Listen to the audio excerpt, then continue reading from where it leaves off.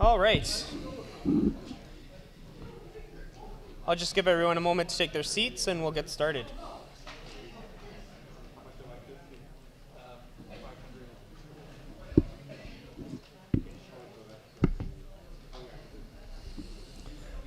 All right, good evening everyone and welcome to the December meeting of the Ottawa Centre of the Royal Astronomical Society of Canada.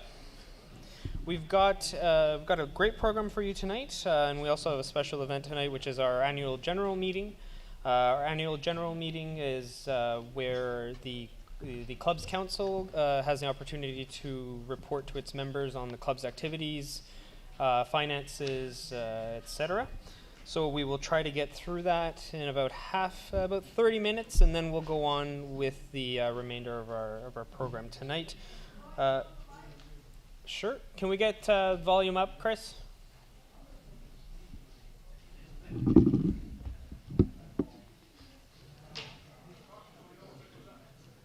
Sure. Testing, testing. 1, 2, 3. People can hear me now? All right, so we'll get through the AGM in about 30 minutes or so is what it ought to take us. We'll have Dave Chisholm's report on Ottawa skies. I don't think he's here, so I may be giving it on his behalf. After the break, Brian McCullough will be taking us for his presentation on Apollo 8. Rick Wagner will be talking about the Messier Observing Certificate. We'll have observations, announcements, etc. All right. Here are new members this month. Stephen Danis, Mikhail Grinovich, and Catherine Mills. Welcome to the club.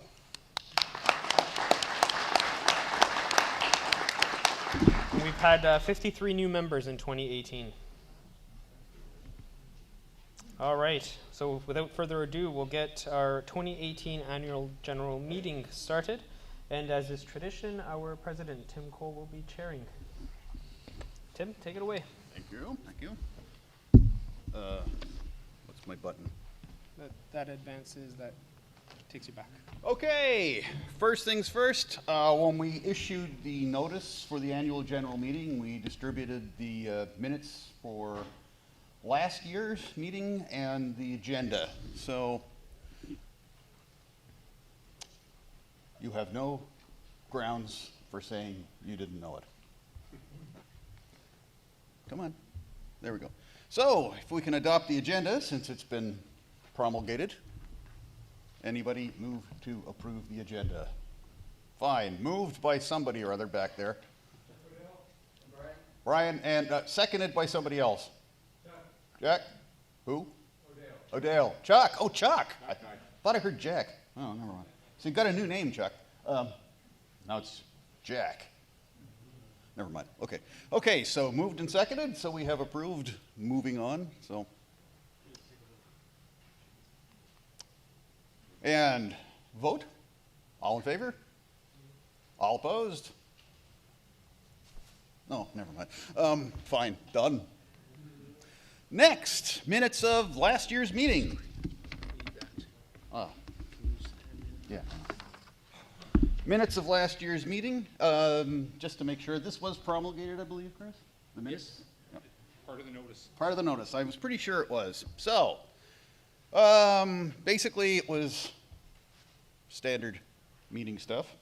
And it was promulgated, so you had an opportunity. Motion to approve minutes? Someone, anyone? Somebody in the front who I can't see. Ah, it's Gordon. And seconded by? You go. Okay, perfect. Vote to accept the minutes of last year's. All in favor? All opposed? Carried. And carried on. President's report. There's an official president's report, but I'll try to kind of ad-lib it a bit. It's actually been a fairly good year, though I must say after doing a GA in 2017, it really seemed kind of non-eventful. Our outreach events are quite popular, but they continue to do well. We continue to have good attendance at it. The members-only star parties we've been setting up at the Fred Lawson Observatory also seem to be doing quite well.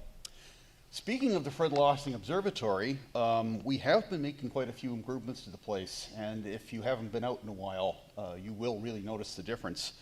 In addition to the 18-inch Starmaster that we installed last year, we are just on the verge of having a 14-inch SCT installed in its own dome. This will be available. We'll have the, any idea on our completion date for the SCT? Basic dome should be in place by next weekend. Yeah. And the telescope in place, and then there's some operational. Yeah, there's some operational issues. So, we're not looking a great deal down the road. We're looking like within a few months, hopefully, to get it done. That'll be available to key holders, and we're still trying to sort out, do we have separate key holder arrangements for the 14 and the 18 and all that sort of stuff, which I will leave to Mike. Never mind. We also have a larger mound available for setting up telescopes. There's a better parking area. And we've also improved the view to the south because we've had a lot of the trees that have been blocking out of the way. We are continuing to consider new improvements, and we'll be looking into that based on suggestions and just see how well what we've got is being used. We still continue to have a very good relationship with the Mississippi Valley Conservation Authority, which it's a very significant thing for us. And it's useful to both of us, which gives us a very good feeling that we can look forward to that for quite some time to come. For those of you who remember the old 16-inch telescope, we're happy to report it will have a new home and will continue to be preserved. So that's a nice thing to see an old warhorse still with a stable to call home. We still have a good working relationship with the Canada Aviation and Space Museum, which we are we're right here. We're an affiliate of the museum, and one big advantage for that is that we have this venue in exchange for supporting the museum's astronomy-related outreach activities. And this is something that provides considerable value to the Ottawa Centre. Unfortunately, there is always mortality. We learned of the loss of Arthur Griffin in September 2017 after our last meeting, so we're a bit delayed. And in 2018, we'd lost Paul Commission, William Day, and Ian Halliday. So I hope you'll join me in paying some honor to their lives and achievements, and trying to keep the memories alive, which is about all we can really do.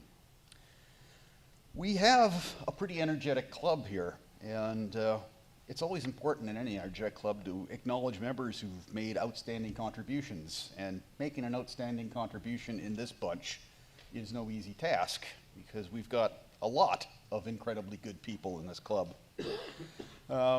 So it may sound like we're just singling out a few people, but Paul Sadler, our seemingly tireless Star Party coordinator, has introduced some much-needed innovations to how we go about handling Star Parties. In addition to doing some surveys to decide what members want out of Star Parties, he's also provided a pretty extensive analysis of how this year's Star Parties went, and has identified a lot of the tasks that we can now subdivide. And this should make it a lot easier for people to take on parts of the Star Party job. That's one of the things that we've been working on, is making sure that we can spread the burden out amongst people rather than staying, this guy, that's it, you're the man. We have to get around that, and Paul is definitely helping that with Star Parties. You have probably noticed that our website is stable and more attractive and more useful, and that is due to our webmaster, Mick Wilson, who has somehow managed to tame the web gremlins. It's still tricky, but Mick's really keeping up on it, and it's making it a very good and useful facility. Danil Polyakov has brought his talents much beyond his years to the challenging task of handling outreach activities. And he's made it possible for Ottawa Centre volunteers to share our mutual love of astronomy with groups throughout Ottawa and the surrounding area. A lot of these volunteers I will undoubtedly miss, but outstanding volunteers that we were able to put together a list of included Dave Chisholm, Jerry Shewan, Attila Danko, Ingrid Dabuda, and Kelly Jordan, and I apologize for those that we've missed. It's my aging brain and short memory. Gordon Webster, who has managed to keep our Astronauts newsletter interesting and relevant. I suspect it's as much to his ability to encourage and cajole contributors as to his considerable editorial skills. But he's also been very, very active with our member star parties at Flow and with the ongoing work in upgrading Flow. Our Flow co-directors, Dave Lozon and Rick Scholes, have been instrumental in making the observatory a facility we can really take pride in. Andrew Brown has also used his considerable abilities to help make our second observatory building a reality. As most of you have noticed, our monthly meetings are still quite popular and well attended, and a great deal of that success always falls on the meeting chair. Oscar, in addition to his role as the Ottawa Centre treasurer, has been doing a great job in bringing some top-notch speakers and also in reestablishing the popular Observers Challenge, the Observers Challenges. There are other aspects to the monthly meetings that make them special. When you get a chance to see our librarian, Estelle Rother, and find a gem in our center library. Outside, Art and Nan Fraser have coffee and other goodies ready for recaffeination and replenishment. And some of you have made use of the telescope library. Darren Weatherall is still working on keeping the telescopes in good shape and trying to get a better handle on what we have and what we should have in the library. Now, Chris Tarrant, who's hiding over here, received our first Ottawa Centre President's Award. You know him for his ongoing efforts in keeping the monthly meetings running smoothly, but he also does things that most people don't know about. On the org chart, he's the Ottawa Centre Secretary, but he's also our liaison with CASM, that's this place, the Centre's de facto historian and lore master, and the default host of council meetings. In addition to that, he's got a long history of acting as the Ottawa Centre's resident designer and builder. And over the last 2 years, Chris has put a lot of work into the planning and organization behind Flow upgrades and some of the literal heavy lifting with getting our new observatory set up. And his wife, Louisa, deserves considerable credit for that too. Now, the President's Award was something we created to have something available in our back pocket, something to honor somebody who's run out of awards. And I guess it shouldn't have surprised me that Chris would get the first one. While we're mentioning awards, Mike Mogadam, who isn't here this evening, received the 2018 Kilac Award. For those of you who aren't familiar with it, that's the RASC National Award for Outreach and Communications.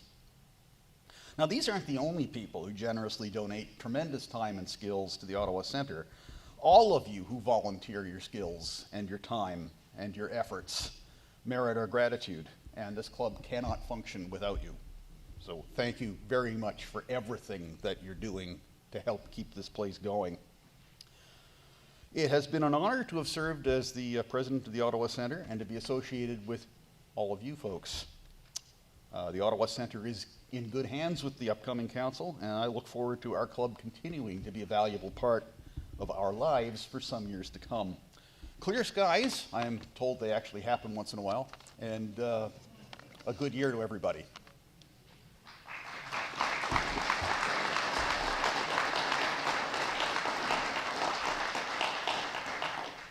We are ready for the moment that you've all been waiting for, the Treasurer's Report.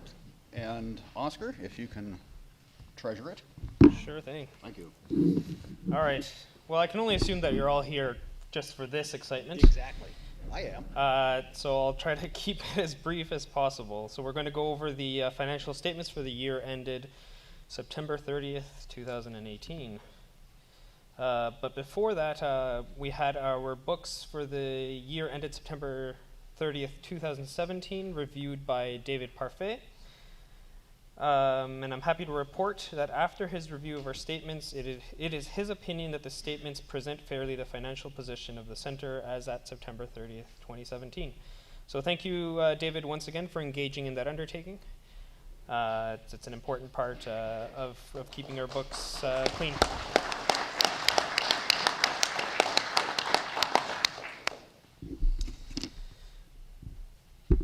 All right, so now for this year's books, we're going to start with our income statement. We had revenues totaling $13,158. Our cost of goods sold was $2,834. We had operating costs totaling $21,736, giving us a total loss for the year of $11,551. So I'll touch on that in a couple slides as to that figure and some reasons for it. Next, we'll go to our balance sheet. We had current assets of $58,996, capital assets of $20,036, giving us total assets of $79,002. Our current liabilities are $2,566, and retained earnings of $76,436, giving us total liabilities and equity of $79,002. All right, so we'll go. All right, so now I'll go over just a couple of things here. So profit loss. So as I mentioned when I was covering the income statement, we showed an operating loss of $11,551. So I just want to highlight that the loss was not largely from operating expenses, and it was mostly from one, depreciation, which was $2,460. And also a write-off expense for the building at SmartScope. So now that we've decommissioned that site, we had to remove the value of that building from our books, and that was about $5,385. So those two cover about some $8,000 of that $11,000 loss. So our operating expenses themselves, overall, year to year, have not changed very much for operating expenses that we would expect. We did have one or two expenses that were out of the ordinary, but nothing to be alarmed about. Next, investment. So we currently hold $38,000 in GIC investments, and a few of those matured this year, which yielded about $123 in interest. Big whoop. But we will be looking at better paying investments in the near future. It's something that I'm hoping to look at this year. But we do have guidelines from the CRA with regards to what we can and cannot invest in based on our charitable organization status. So FLO expenses, or the Fred Lossing Observatory as a whole. So we had some of the expenses that came up sort of in the last year were some improvements that we've made at FLO in terms of increasing the size of the dome. We purchased a sky shed pod for the SCT that's going in. So we're continuing to make some good investments there. Donations. So members made a total of $957 in charitable donations to the center. Thank you very much for your generosity. It really goes a long way to helping us pay for the things that we need to pay for. So thank you. So for those of you that have donated money to the center, you can expect to see your charitable tax receipts probably in mid-January to early February, assuming Canada Post doesn't go on strike again. Financial viability. So despite the fact that membership revenue was down slightly year over year, about 6%, operational expenses continue to be stable. We're not really spending more than we're bringing in, with the exception of some of the things I highlighted before. So, and given the fact that the club is currently making investments to expand FLO and improve FLO, it's my opinion that with continued responsible management of our financial resources, the club should remain financially viable.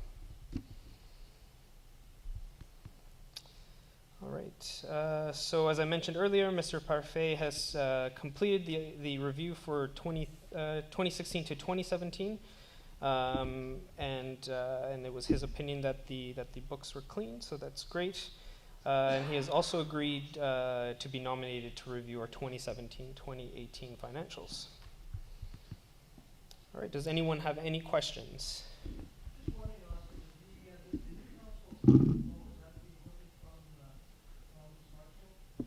The 14-inch SCT that we're putting in there? No, it is not the. I'm sorry? It's currently in storage. I think it's stored at. Is it stored with you, Chris, right now? Yep. Oh, there you are. Yeah, so it's currently in storage. We've got to figure out what we're going to do with it. Yes, that's part of our assets. It's part of current assets. Yeah, or rather capital We assets. have ideas of where it could be placed that we're working on. But the current setup that we have out there, what we could easily obtain, or what we could reasonably obtain, really wasn't suitable for that large scope and mount. And we did have a very suitable SCT and mount that is going to good use in flow. So it seemed like rather a poor use of the smart scope gear, considering the circumstances we had to work with out there. As Chris had mentioned, we are looking into some possibilities for using it. There's some negotiations that still have to be sorted out, but it's not been forgotten. It's something we're working on, and yeah. Yep.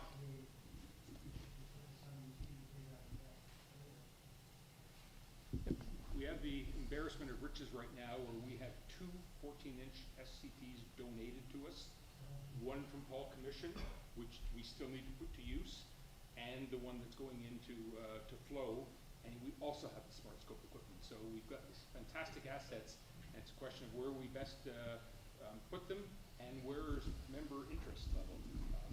The smart scope telescope would not be suitable from general member use at flow, but a 14-inch fork-mounted SCT would be ideally suited for flow. That's why it's gone there instead of smart scope.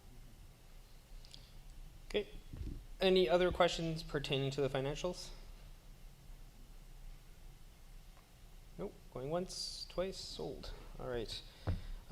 So with that, I'd like to move to approve the financial statements for 2017-2018 as presented.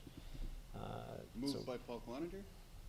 Oscar moved. I moved, Paul seconded. Yeah. Oh, sorry, my mistake. Seconded. Yeah. All in favor? All right. So next, I'd like to motion to appoint David Parfait as our auditor for the 2017-2018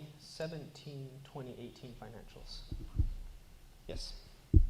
Can I get someone to second that motion? Gordon Webster. All in favor?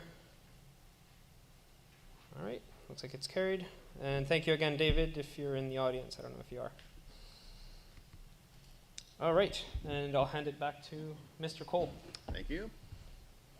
Even though my dad is dead, that's Mr. Cole. Never mind, it's an old line. Okay, election of officers, councilors, natural council reps. Well, after sorting out all the people racing to take the positions, we have our current slate, as you can see up there. Now, something to bear in mind.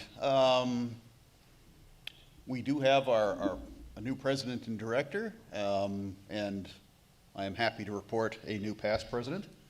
I'm very happy to report a new past president.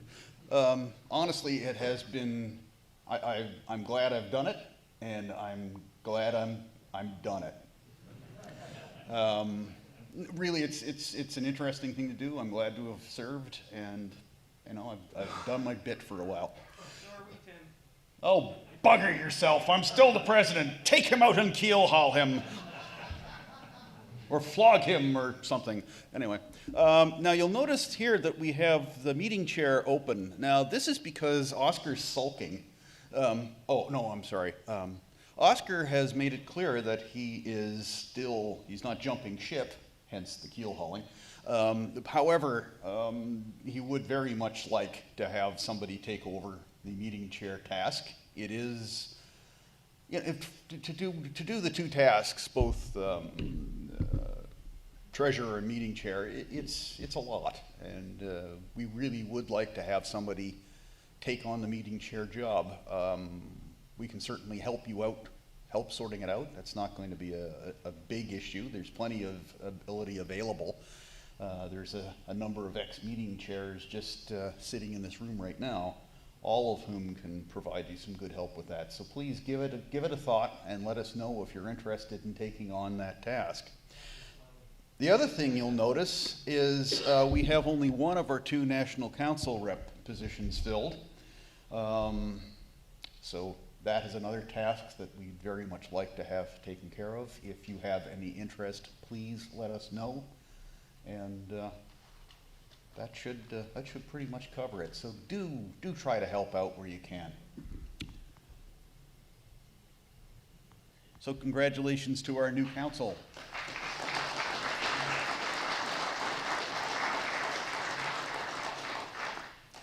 I see we're still in the dark on our light pollution coordinator. Yeah, I know. I'll go hide now. Membership, Art Fraser, Darren Weatherall for the Lone Library, coffee, cookies, and recaffeination, Art and Ann. David Lozon and Rick Scholes are continuing with Flow. Gordon Webster is continuing to run Astronauts. I don't think Mick's here this evening, but he's... Oh, you are there. You're not hiding. Perfect. Mick has agreed to continue being our webmaster and de-gremlinifying our website. Well, you did now. You're in. And Estelle Rother is still looking after our library. Our President's Award. I should point out that the President's Award, by the way, despite its title, it's got its title because we couldn't think of a better title. But it's actually not done at the discretion of the President, but awarded by Council. In this case, trying to keep a secret from Chris is incredibly difficult because he sets up all the meeting slides and keeps all the minutes and files all the reports. So we did short circuit a bit of it for this one. We did not think that the Council would consider it terribly amiss to do so. Basically, the citation reads, "In grateful recognition for many outstanding contributions to the RASC Ottawa Centre." I outlined a few of them. So our inaugural President's Award, Chris Tarrant, get your butt up here. There you go. There is a well-deserved President's Award. Next slide. Next slide? Okay. No, what the heck? We're going to go back to this one for a while. Okay. Do you want to look after this, Paul? Oscar, so I'll turn over to you for the next few bits. All right. So the 2018 Paul Commission Observer of the Year Award. So this award goes to a member who has been consistent in his or her observations. So I had several submissions this year, and this particular member impressed me with their work, both in the detail that they kept in their logs with regards to instruments used, sky conditions, etc., but as well as with sort of the tenacity that they went at with their observations, testing, always sort of testing the limits of what's possible with amateur equipment. So without further ado, this year's Paul Commission Observer of the Year Award goes to Paul Cloninger.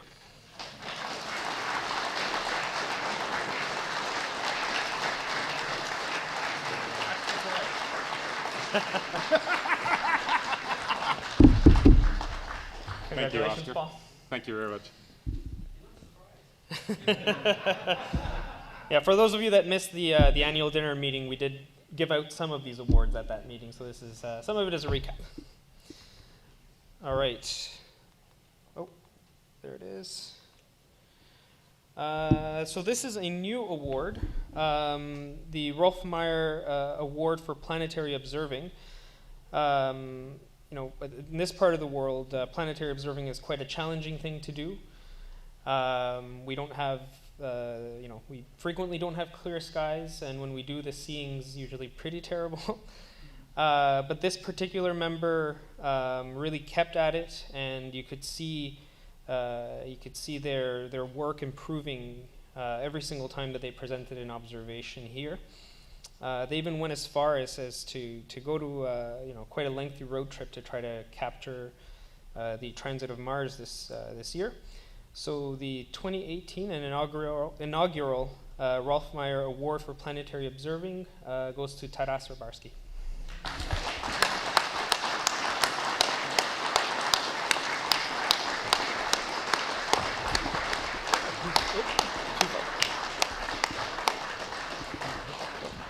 Did I go to? Congratulations, Taras.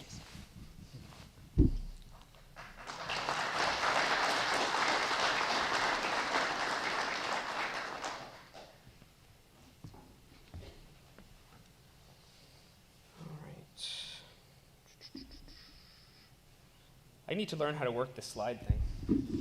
You taught me. All right.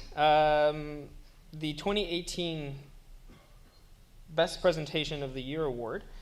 So this one, so we had quite a few great presentations over the last 12 months. So this was a tough one to decide. But this year's presentation, or this year's winner, goes to a presentation that I thought was really creative, and really brought back memories of a rather special event from the year before that. So this year's winner is I clicked it. Is Doug Loama for his presentation Solar Town Eclipse 2017. Okay. And we'll save this one for Doug because I don't think he's here. We'd mail it, but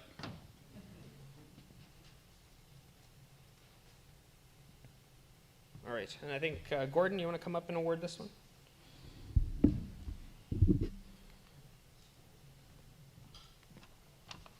Thanks, Oscar.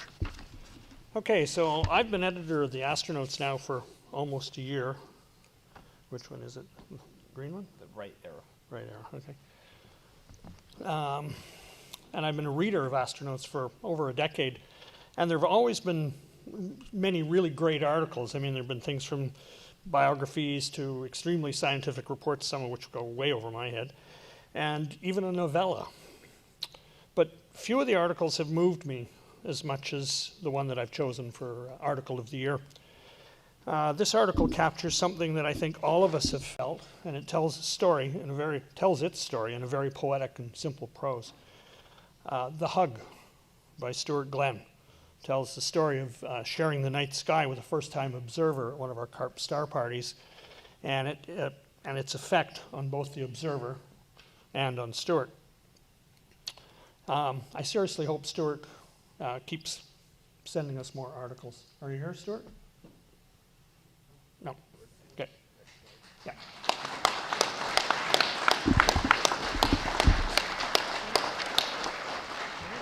It goes back to you, Tim.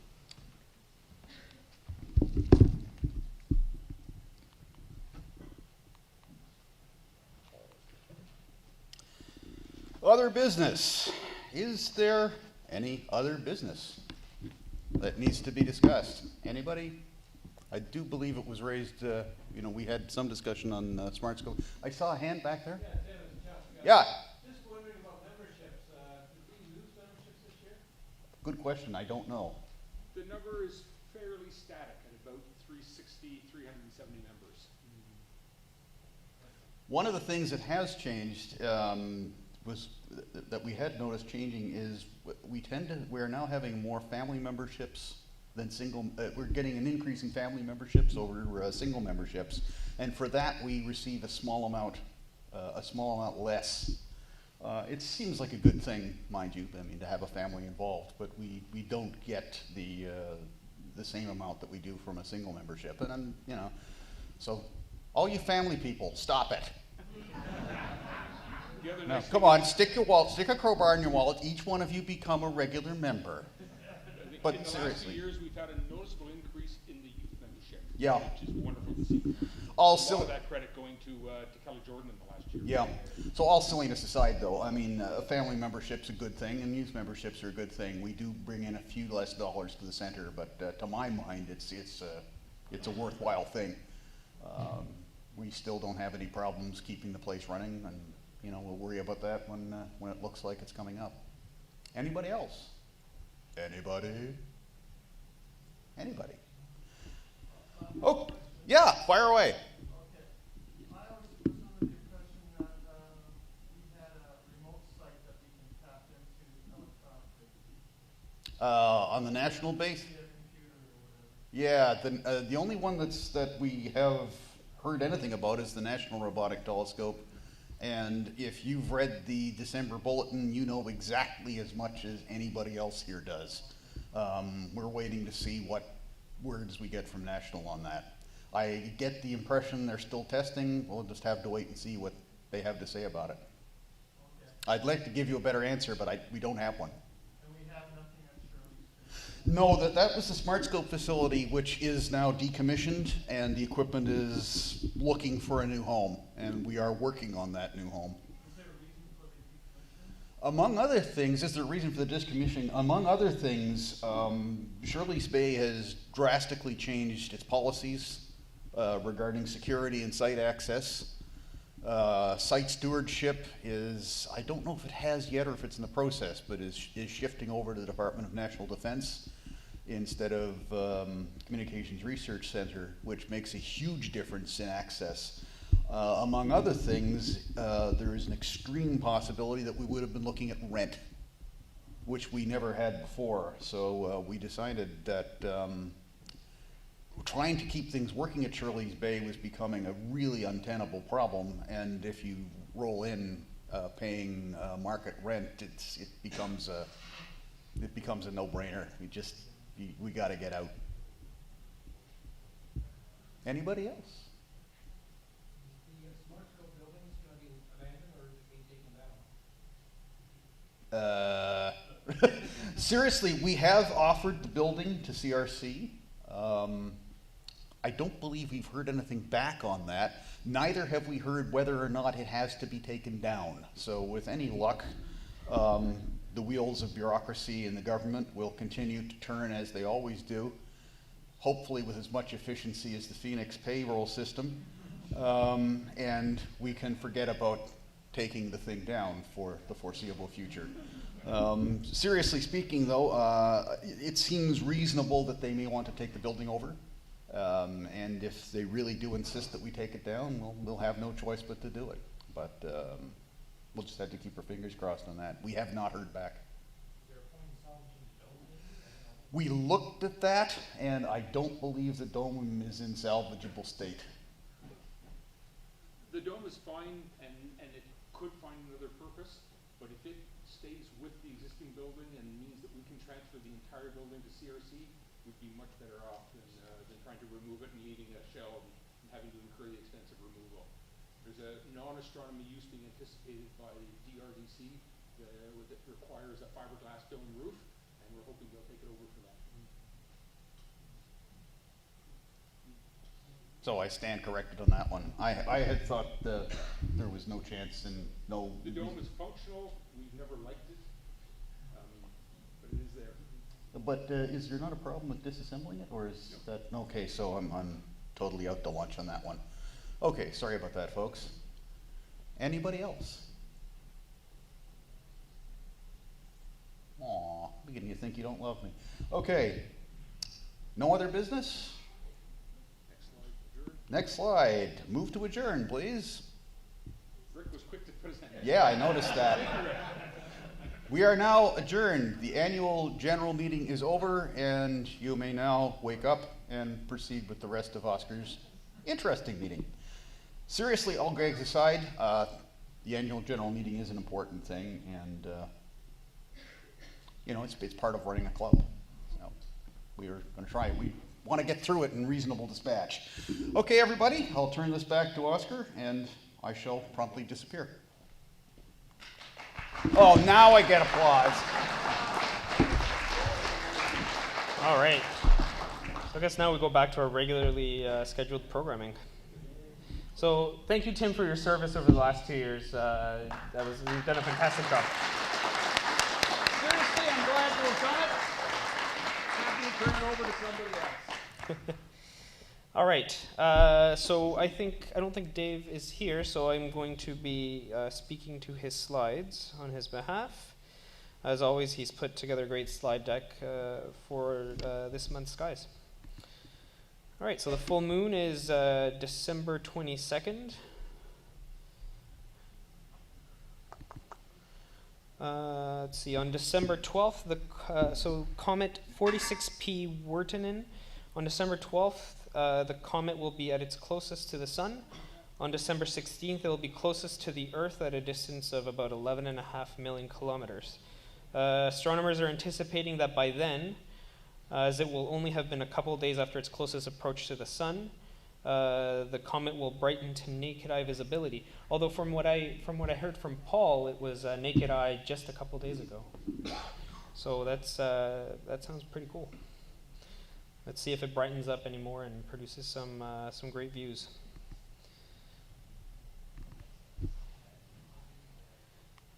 Ooh. It's going crazy on me. There we go. The Geminids meteor shower is on December 13th and 14th, or the night of December 13th, 14th. The Geminids is the king of meteor showers. It is considered by many to be the best shower in the heavens, producing up to 120 multicolored meteors per hour at its peak. It is produced by the debris left behind by an asteroid known as 3200 Phaethon, which was observed in 1982. The shower runs annually from December 7th to 17th. It peaks this year on the night of the 13th and the morning of the 14th. The first quarter moon will set shortly after midnight, leaving dark skies for what should be an excellent early morning show. Best viewing will be from a dark location after midnight, and meteors will radiate from the constellation Gemini but can appear anywhere in the sky. The Ursid meteor shower. The Ursadmir Shower is a minor meteor shower producing only about 5 to 10 meteors per hour. It is produced by dust grains left behind by Comet Tuttle, which was first discovered in 1790. The shower runs annually from December 17th through the 25th, and it peaks this year on the night of the 21st and morning of the 22nd. This year, the glare from the full moon will hide all but the brightest meteors. If you're extremely patient, you might still be able to catch a few good ones. Best viewing will be just after midnight from a dark location far away from city lights. Meteors will radiate from the constellation Ursa Minor, but can appear anywhere in the sky. Wow, this one's just loaded with meteor showers. The Quadrantids is an above-average shower with up to 40 meteors per hour at its peak. It is thought to be produced by dust grains left behind by an extinct comet known as 2003 EH1, which was discovered in 2003, ironically enough. The shower runs annually from January 1st through 5th. It peaks this year on the night of the 3rd and the morning of the 4th. The moon will be a thin crescent and should not interfere with what could be a good show this year. Best viewing will be from a dark location after midnight, and meteors will radiate from the constellation Boötes, but can appear anywhere in the sky. All right, Mercury. Look for it just before sunrise in the eastern sky. Venus is visible in the early morning. Mars visible first part of the evening. Jupiter is not visible at all. Saturn is visible the first part of the evening, the first half of the month. Uranus is visible all night. Neptune is visible all evening. And here's Insight's first picture from Mars.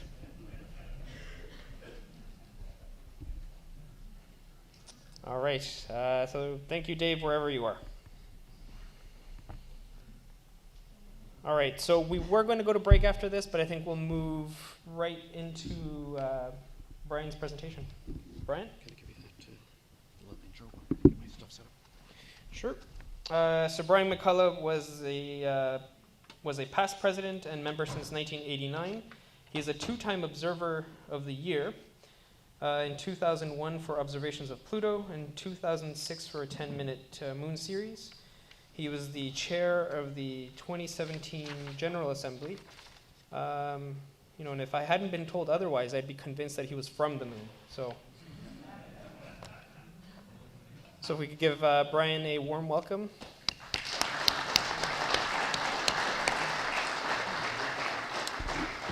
And we'll just we'll wait for him to set up there since we sort of changed the program. So Oscar, out from under. are you able to advance slides for me? I am, absolutely. Do we need the lapel mic, Chris? Is it down here? Oh, you've got it? I've got it here. Perfect. All right. Oh, I sound like, okay, well, I'm just gonna move this over. And we're good to go. All right. I'll set this here. Well, good evening, everybody. It's been a few days since I've seen this slide, so this should be a nice surprise for all of us. 50 years ago, the Apollo 8 astronauts went to the moon. It was the first time that humans had left, had gone any farther away from the Earth than about 1,200 nautical miles. And there they went 240,000 nautical miles out into space and looped around the moon. If you got your Sky News for November, December, there's a little article on the Apollo 8 mission in there. So what I wanted to talk about was just my connection with Apollo 8, because for me, that was the start. That was the start of everything. Even though my father had taken me out watching, looking at some of the early satellites going over, it was, I got my interest in the moon as the Apollo missions were gearing up. And at the end of the evening, I have a couple of Apollo artifacts to show people here. Does anybody have the controller? Can you control it next? Okay, we'll go to the next one, please. So right about now, in I think it's Mississauga Center, Andrew Chapin, who wrote this definitive book on the Apollo missions, is doing a presentation in Mississauga Center right there. But I have to say that I'm glad I'm here and not there. This is where I'd rather be. We'll go to the next one, please. All right, so Apollo 8. The Apollo missions were, of course, sending people to the moon. That was the whole idea, was to do a moon landing. In 1968, the lunar lander was not ready from Grumman Corporation.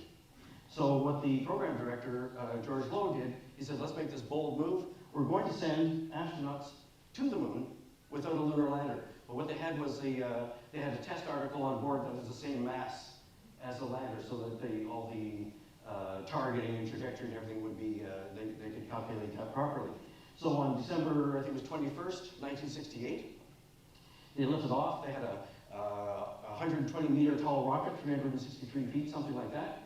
And so the whole stack came down here, and the astronauts were sitting in this little cone-shaped command module right up at the top here. And off they went. So they blasted off, went into Earth orbit, and did a couple of hours in Earth orbit, just to check all the systems, make sure that it was ready to go. And this is the first time they were going to be reigniting their second stage engine. That's what they need to do once they're in Earth orbit, 17,500 miles an hour, just so they don't fall back to the Earth. Then they had to boost themselves up to 25,000 miles an hour. They lit that engine, everything worked, and as their path here shows, they're going to loop off and head off to the moon. So off they went. So as soon as they did their burn, they got themselves launched with escape velocity, or near escape velocity, and off they went.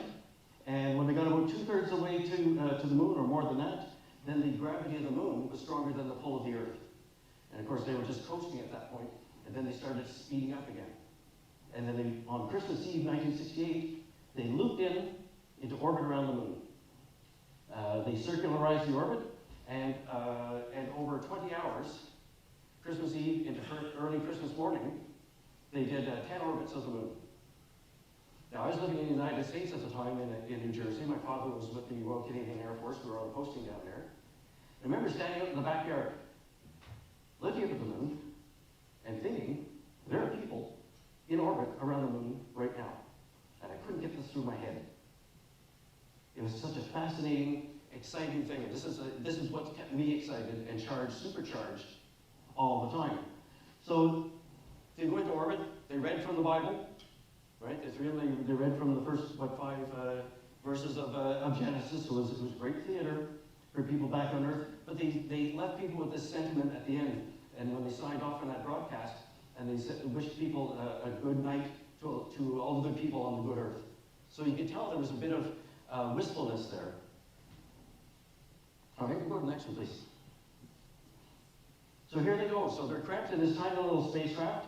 There's Mission Commander Frank Borman. Next to him is Jim Lovell, who also went on to command Apollo 13. So he went to the moon twice and never landed.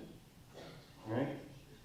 And Bill Anders was the lunar module pilot. We'll go to the next one. All right? Great diagram. They did the loop. All right? Blast off, went in orbit. And as the moon's going around, then finally they would blast off and come back to Earth. We'll go to the next one, please. All right? So here's the Apollo 8 command module. This is the actual spacecraft that they rode. So out of all that 120 meter stack, the only thing that came back to Earth, of course, was the small command module. And what I'd like you to notice is at the bottom, of course, is what's called an ablative heat shield. So it was a gooped-on compound that as they're doing their fiery re-entry through the atmosphere, parts of it would burn away and ablate, so it would carry the heat away from the spacecraft. Our museum, the Science and Tech Museum, used to have the Apollo 7 spacecraft, which just went into Earth orbit to test out. Remember, there was the Apollo 1 fire in 1967, 3 astronauts died on board. So a lot of things got changed, including the way the hatch was designed for quicker escape, that type of thing. So when they took Apollo 7 up, the astronauts who were monitoring the development of that, the redevelopment of that spacecraft, were the ones to fly it. They said, we managed it all through development, we'll fly it ourselves. That was the plan. So that Apollo 7 command module was at the Science and Tech Museum for quite a number of years, and now it's down in Houston.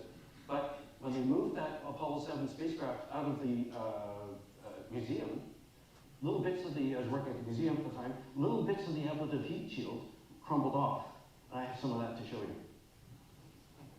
All right, let's go to the next one, please. All right, so there's Mission Commander Frank Borman. The interesting thing to notice about this is when they're flying in this spacecraft, it wasn't easy. They had lots of room to move around. Right? They're on a 3-day journey to the moon. It took them 68 hours to travel to the moon. They're floating around in there. They got space sick. Before, in Mercury and Gemini, they're strapped in their seats. You can't really move around too much, so you weren't getting disoriented so much. Frank Borman had quite a number of issues with being sick in every way you can imagine. Inside of that spacecraft was not a comfortable place, wasn't a comfortable environment. But the three of them persevered and went on and did a great mission. We'll go to the next one, please, Oscar. But I love this spacecraft. I mean, look at this. I mean, who doesn't want to build one of these in their basement? But the way this works, I mean, the cone command module will go up like this. So imagine you've got a gumdrop, a little chocolate gumdrop, sitting on the table. You'd have the 3 astronauts lying on their backs at the bottom of the gumdrop, with their legs kind of sticking up. If they wanted to take out the center seat, they could crawl underneath the control panel and stand up on the other side. So now they're standing toward the top of the cone. If we go to the next picture, please. There's Jim Lovell. He's come down through the middle of the seats, and now he's using the space, or his telescope to navigate. He's using guide stars to navigate with. So they've got a compass on board, they've got guide stars. So I mean, they're using simple instruments. We go to the next one. And they got themselves to the moon. Their targeting was phenomenal. The little mid-course corrections they did, everything was spot on. And this is what we saw on TV. This crappy image will look a bit better on the TV, but not much better. And it was unbelievable. They're at the moon. They're at the moon. We'll go to the next one, please.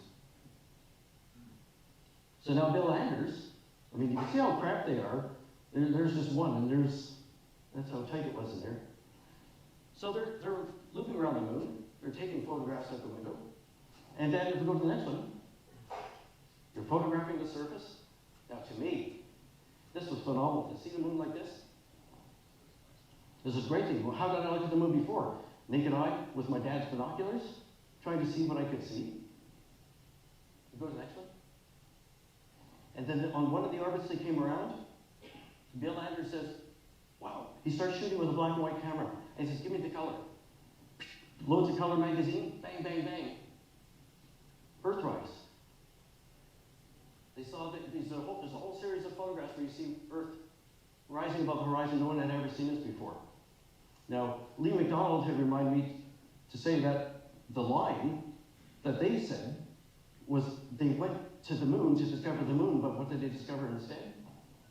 The Earth. And I say, well, that's fine.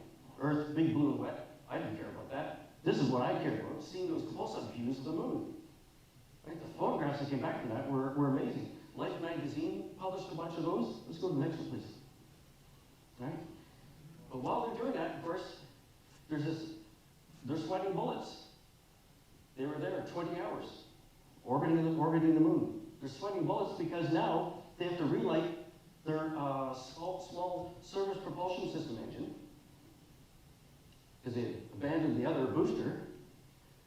They had to light this guy off again.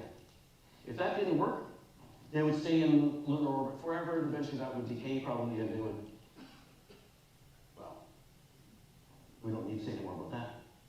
And right on the mark, and where they would light it off, because where it had to be lit to get the boost started to make their proper trajectory for the homeward bounder, the trans-Earth injection burn had to be done on the dark side of the moon. Dark side meaning dark radio. Radio silence on the far side of the moon. So people were waiting. They didn't know if the burn would work until all of a sudden the spacecraft pops in from around the edge of the moon, and they're on their way home in the early hours of Christmas morning. Now on Christmas morning, Chris, do you have that light, please?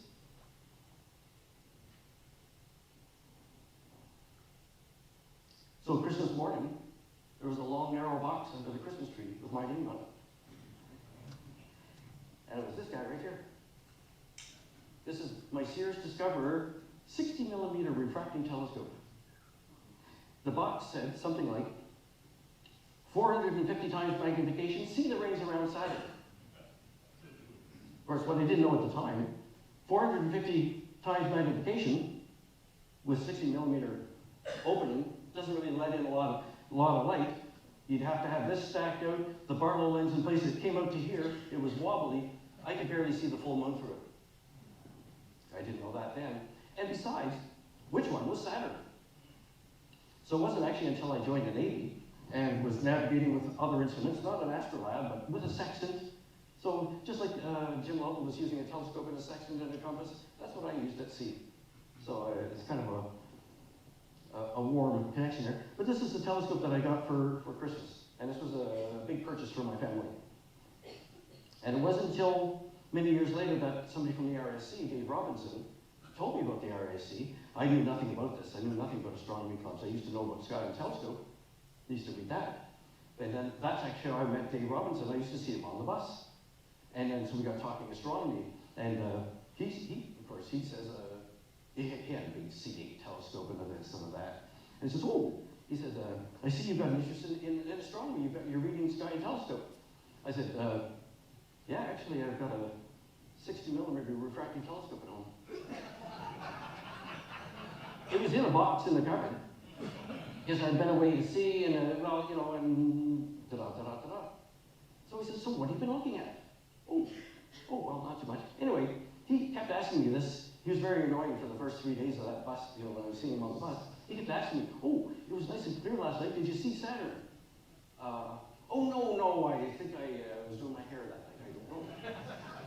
So anyway, so he shamed me into it. I set up my telescope again, and just the smell, opening up the box, like the smell of the old lubricants on here, and I didn't put my little finder scope on here, but just the smell of the wooden tripod and putting it all back, it brought back my memories of using this guy to look at the moon, like on Christmas night, when the Apollo 8 astronauts were on their way back, riding this little baby home from the moon.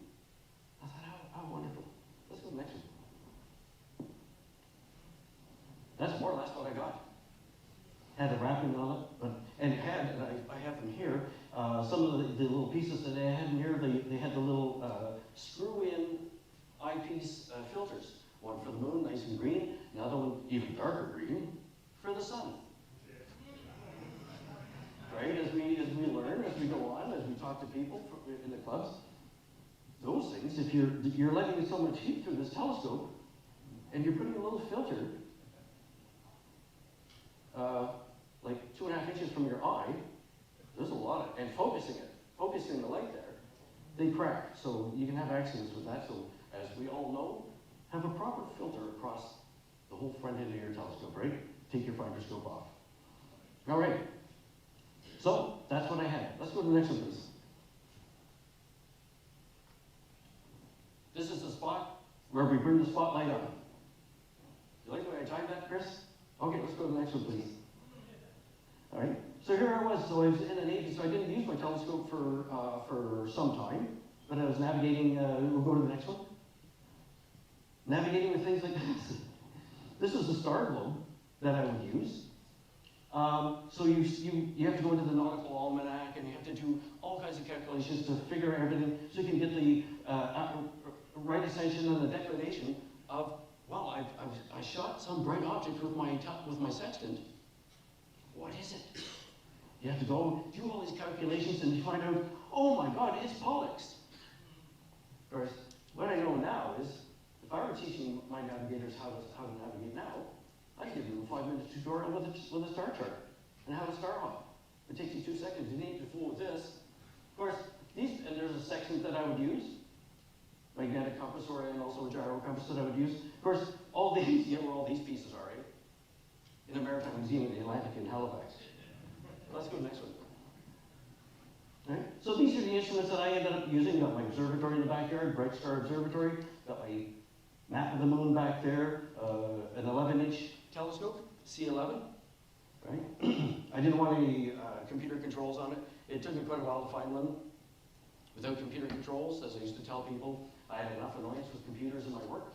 I didn't need the annoyance of the computer in my observatory, so computers are banned from there. We'll go to the next one. Right? But once I got started, having joined the RASC, and a whole world opened up to me. I talked to guys like early people, talking to guys like Doug George, Dave Robinson, and learning as I went along. So I would start doing, I did a little course on astronomy by correspondence with a Liverpool university. Right? Making my little sketches, making some notes, calculating different things. It was all very technical. I loved it. Right? Sometimes I'd just be making quick sketches like this. It was for fun, and for quick reference. Next one. Sometimes I'd see crazy things. Look at this face. 1 eye, 2 eyes, and a mouth. And there it is right there. 1 eye, and right? We'll go to the next one. Just doing my hand at sketching, starting to do some sketching. So, you know, and then I would teach people, share how I would be doing it, building up a sketch. In this case, the crater Gassendi in Mare Humorum. And I started presenting on the things that I observed. So I would talk about, here's crater Julius Caesar, there's my sketch of it, there's my presentation suit, Julius Caesar, right? When in Rome, might as well make something out of it. I like theater. Let's go to the next one, Oscar. Right? But I would do things. I'm trying to make things simple for people to follow. This is the way I would discover things on the moon. There's the Northern Gateway, all right? Going from Mare Serenity across to Mare Imbrium, the Sea of Rains here.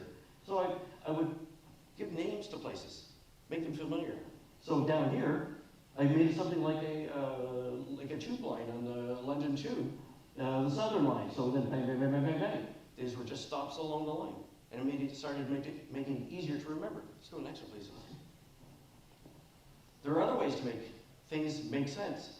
We don't have any frames of reference on the moon. When we look at the moon, okay, so here's the crater Aristarchus, that nice bright white patch if you're looking at the full moon, upper left. All right? When you look at it, I mean, it's a fresh crater, lots of light color on it, but the depth of it, 3 kilometers. This shot's taken from an orbiter 70 kilometers to the east of Aristarchus at an altitude of 25 kilometers. That's a telephoto shot into it. So there it is, 3 kilometers deep, and I put a little picture of the Parliament buildings in there just so you can see for reference how deep we're talking. Let's go next one. Right? So I would do simple things like this. Just a little outline. Here's Mare Imbrium, right? And here's the Sea of Serenity, so there's my northern gateway. But then I was noticing things when I started doing this series, this 10-minute moon series, just to quickly share little bits that I was doing. I discovered things, this is in 2002, I actually discovered a lunar crop circle right here. That's what I did. I did a presentation on lunar crop circles. And the whole point of it was little faint circular objects which are vestiges of craters or whatever they are. And just so we can, another interesting way of looking at things. We'll go to the next one, please. So then I'm looking at, this is my version of imaging. So you guys who do proper imaging, I'm looking at Andrew, Terrace, all you guys, okay, don't look.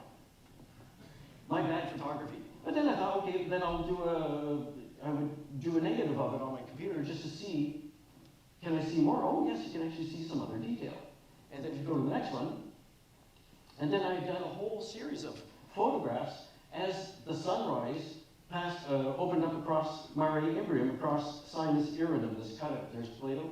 So here's the, so the shadow moved across from here to here to here to here. And my photographs were every which way. And so what I was thinking, oh, we could make this a little animation. So Tim put it together, except what I didn't realize was with my camera, the lens aimed this way, then that way, then that way, then that way, then that way. It took him a horrendous amount of time to flatten, to make everything kind of look the same. So we ended up with a 15-second movie or whatever it is of the sunrise. But it took him hours to do this. So I did a presentation about this, about what I had seen. He did a presentation on actually how he did the work to flatten. So it made a nice dual presentation. We'll go to the next one, please. Okay. This is how I want to see the moon. No kidding. I mean, yes, I said I like to see all that nice dark surface that we had here. This is how I really want to see the moon. When people put the false color into it, so you can start to see some of the other geological, selenographic details here. But I can't really see it like this, so if we go to the next one. So I make my own. So my Meteor impact experiment, right, because I do a lot of teaching, going out to see groups. So I've got pans of flour, and what you know the old deal, right? What do? You put a pan of flour, you fill it with sprinkle of cocoa on top, then you throw a marble into it, and you get the impact, and the white flour splashes across the top the cocoa. Except that for me, I can't eat chocolate. It makes kidney stones of me, right? So I was ingesting so much chocolate from the cocoa powder flying in the air, I thought, oh, this is not good. I think I better use paint instead. It said it was non-toxic. So what I did was I would set up my sheet, and I put my pans, my tin plates down, fill them with flour, and I put different colored, dry, powdered tempera paint on. So now what we're doing, okay, so now we do our impact. I let the kids use the marbles, and I had a croquet ball for the end, for that one. We go to the next one. So now what I can get is, and it's useful this way, and I would leave little crinkles in my paper on the floor so that we can get, just like on the surface of the moon, so you might see a color that shoots across and it's interrupted for a bit and it comes across, so you see shadow zones from impacts. But the main thing here is I talk to people about it's the order of impacts is important. So how can we tell what happened first here? Aha. So we see there's black, blue, and orange. Okay, so 3 different impacts. Over here we can see there's orange on top of the black. So we know the orange came after that. Here's black on top of the blue. There's blue on top of the orange. So now we can order the events that created this. But the interesting thing was, and this is why you want to be able to talk to people and visit with people. Okay, so here's a guy in England. Took his camera, West Yorkshire Astronomical Society, and Marcel Hodinga, and he went down and he took a low-angle shot. I think if we go to the next one. Right? This is what I had normally been looking at. We'd be looking at things this way. But he's told me, okay, go ahead. Let's look at it this way. I think we can kill that spotlight just for now, please, Chris. So he put his camera down low. And we go to the next one. And again, I think there's, I don't know if there's one more or not. Try that one. Is there another one? Oh, okay. So, but the whole point was, and he took his phone, and somebody else on this side of the pond, actually took his phone and walked it along in video mode, and it was like flying across the surface of the moon just like the Apollo 8. It was phenomenal. But I like doing the moon in different ways to make it accessible to people. So did a presentation one time at the Science and Tech Museum, made it out of marshmallows, mini marshmallows. So I soaked a bunch in, this was in the days before I was using my colored temper paint, so I was still working with cocoa. So I soaked a bunch in a bag with cocoa, and then I had the white one, so what I did was you can see the moon, and it actually matches up, I'm wearing a moon ring too, so it actually matches up to my moon ring. Let's go next one, please. Do it different ways. Let people do their own hand. So here we have the moon map. There's Gordon getting us started with some of the early sketching. Now other people come in, do their coloring on there. Right? So it's great when you have people helping you out. In fact, just for helping, Tommy, are you going to come help me for a second, please? So just before we put the light out here, I wanted to come help me here for a minute. Tommy said he would give me a hand. I wanted just to tell you about how when the Apollo astronauts splash down, of course, the only thing that's left when they come down, yikes, cake, is this tiny little, and I'm going to get you to hold it. Can you hold this parachute wide like that? Hold it wide, wide, wide. All right, hold it as high as you can. Turn this way so everybody can see you. So the Apollo spacecraft would be at the bottom of this, but there were 3 parachutes that had three giant parachutes like that.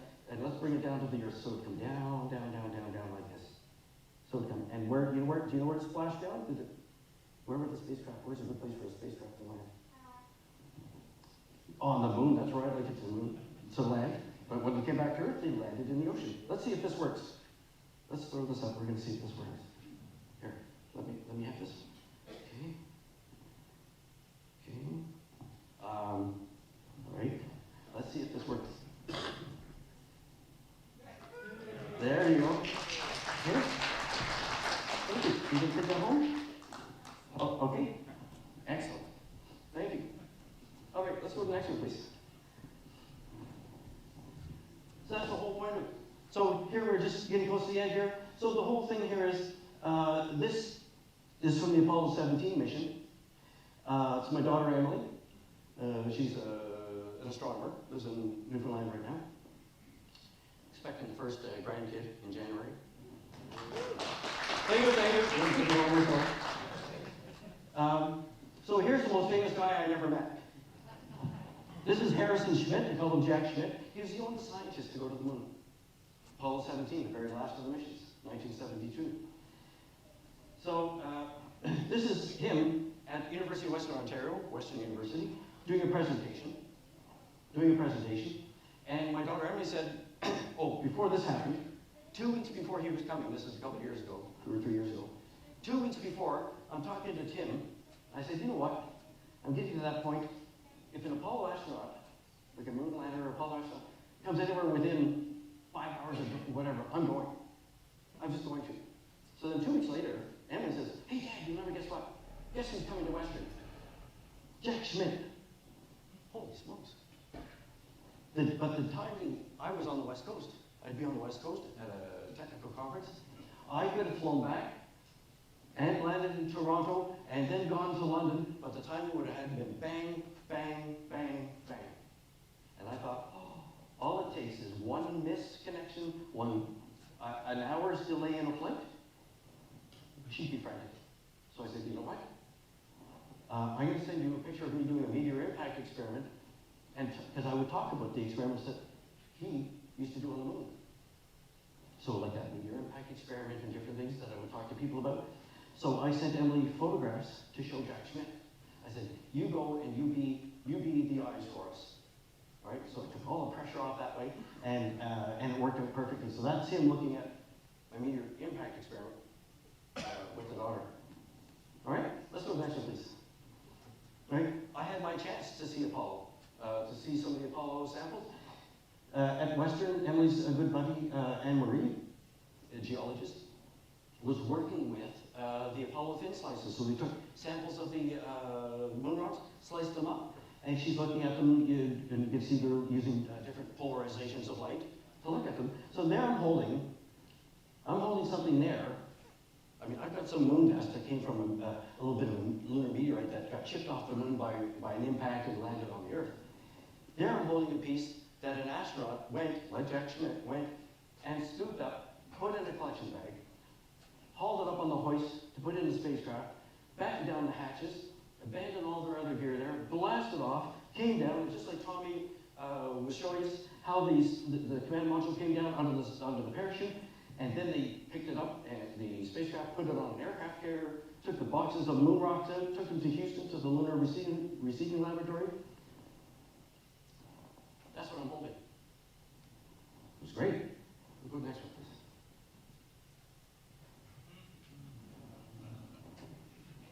But I mean, 40 years, 50 years since Apollo 8, and since 1972, no one's been to the moon. No one's been to the moon.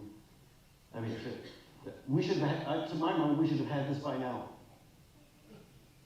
But for now, I'm just going to have to make do with figuring out my own spacecraft window in my observatory.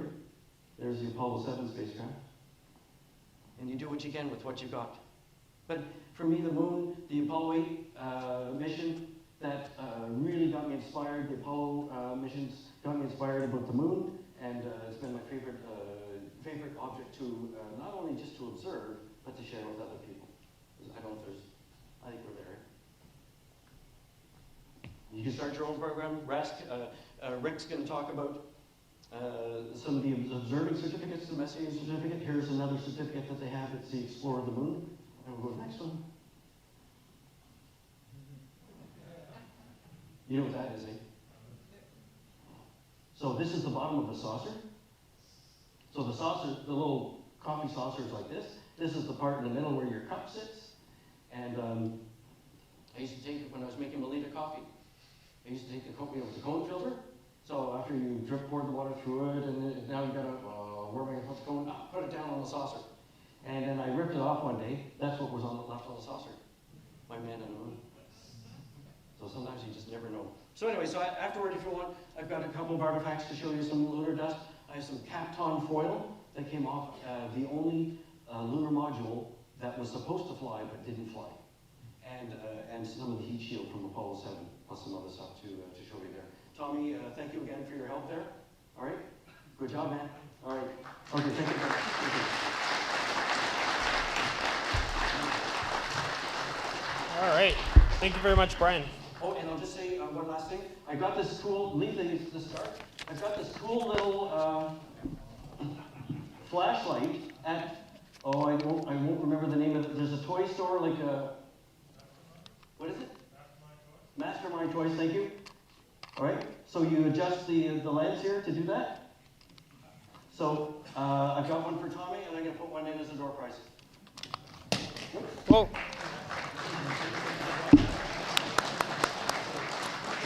All right, thanks very much, Brian. All right, so we're going to go to break. Looks like we're running about 10 minutes behind, so let's make it a short break. Let's take 10 minutes, and it's 8:48. Let's meet back up at 8:58. All right, thank you.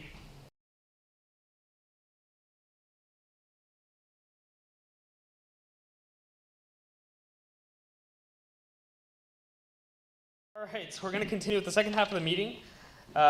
Rick is going to give us a presentation on the RASC observing program, the Messier List. Rick, take it away. Thank you. Well, good evening. Wasn't this a lovely day today, all that sunshine? Complete waste of clear skies. Anyway. So I was up a few months ago, to talk about the Explore the Universe and the Explore the Moon certificates. I know everybody's now done all the observations, filled out the paperwork, and submitted, and Oscar's going to have an absolute flurry of certificates to award in a few months. Next up, we're going to do the Messier List. To me, that's sort of the next level. This is when you start really becoming an amateur astronomer. It requires more skill. The objects are harder to find, things like that. So once you've completed the Messier certificate, I sort of like to say that you're now really an amateur astronomer. Nobody can question your abilities. So there they all are, 110 of them. This is a collection of photographs by Mike Phillips. who did it just as an intriguing project, and I must say that would be an intriguing project. So what is the Messier List? Well, of course, it was a bunch of things cataloged by Charles Messier. You can see him here wearing his Légion d'honneur that he received from Bonaparte. The latter parts of his career was through the revolution in France and the terror and everything. So some exciting time to do astronomy. So he was born in the early 1700s, and about 1751 he went to work for the astronomer of the Navy. About 17, I mean, he had a bunch of other duties, but one of the little tasks he took on about 1757 was to start hunting the first predicted return of Comet Halley. I mean, think of that. This is the first time, somebody 86 years ago has predicted that Comet Halley is going to come back. Is it really going to happen? So there were a lot of people looking for it. And while he was hunting, and incidentally, the astronomer for the Navy, his boss, had his calculations wrong, so Messier was always looking in the wrong part of the sky for it. However, he did manage to make an independent discovery of Comet de Lennox, and also stumbled across this little fuzzy cloud near one of the horns of Taurus the Bull, which he then had to go back and check every few days to see if it had moved, because of course if it's a comet, it will move. And this didn't move, so he knew it wasn't a comet. But all this activity got him the idea that maybe it would be worth actually searching for comets. Nobody had ever done that before as a real dedicated activity. And over his career, the following, maybe 40 years or so, he actually discovered 13 comets. In the latter half of his career, he did pick up Pierre Méchain as a friend and a colleague, who also helped him with observing and finding some of his objects. So while he was hunting for comets, he also ran across these two little nebulous stars, which turned out to be the globular clusters M2 and M3. They would become the second and third items in his catalog. So having found those two, and again, he's got to go back and keep checking them to see if they're moving. So this is very inconvenient. So he thought what would be useful is to have a catalog of all these little fuzzy objects. So every time you stumble across one, you can say, nope, it's already listed. I know it's not a comet. And the added benefit, of course, of generating a list like this is that it might get you elected to the Royal Academy of Sciences. As it turns out, in 1770, he was elected to the Royal Academy of Sciences, and so by the time he got his catalog done in 1771, 45 objects, he was able to publish it through the Academy. Now, because he was developing a tool for comet hunters, he also went through all the other astronomers' lists that he knew of and collected all their objects and included them in his catalog. So this would be a useful tool for comet hunters. 9 years later, he added another 23 objects. This is when he started observing with Pierre Méchain. So he added another 23 objects, and then a year after that, he bumped the catalog up to the full 103. Now, interestingly, William Herschel got a copy of Messier's list, and it inspired him to start looking for nebulous objects, and only 4 or 5 years later came out with a list of 1,000, which you might think sort of puts Messier to shame, but again, Messier was looking for a tool for comet hunters to find, to be able to identify a non-comet in the sky. So, whereas Herschel had bigger telescopes, he was just looking for everything he could find. And so, of course, the comet hunters were all looking with small telescopes, 3-4 inch kind of telescopes. And what's really interesting is they would continue to do this for 200 years using small telescopes to hunt for comets until Rolf Meyer from Ottawa came up with the idea, what if you used a large wide field telescope like the 16-inch out at the observatory? And everybody says, no, you're a fool. So he sat down and discovered 5 comets, and they said, well, okay, maybe you're right. So it took Rolf Meyer and 200 years to correct this idea of little telescopes. So why do we have 110 objects in the list? Well, there was another 7 objects that had already been discovered by Charles and Pierre. I'm on first name basis with them. That they didn't include in their catalog for various reasons. Maybe the position wasn't quite good enough, or they didn't feel it was worth including, or whatever. But anyway, so subsequent historians and astronomers have added the extra 7. So we have a total of 110. So if we're going to go out and look for these things, it would be nice to know what was Messier using. Well, in those days, you generally quoted your telescope by how long it was. So he started off with non-achromatic refractors, so it's a single piece of glass. So he had a 30-foot, a 25-foot, and a 19-foot telescopes. They were all sort of 3-inch telescopes, though. He did have 3 reflectors that he used on occasion, 6 and 8-inch. But remember, these are speculum mirrors. They have very low reflectivity compared to a modern aluminum mirror. So they're operating about the same as a 3-inch, maybe even a 2.5-inch telescope. So small equipment. The best ones he ever got to use were a pair of 3.5-inch, well, what he would have called 35-inch or 40-inch refractors, 3.5-inch diameter f12, achromatic. Notice also that every single one of them has a magnification listed. They didn't have interchangeable eyepieces in those days. The telescope came with an eyepiece.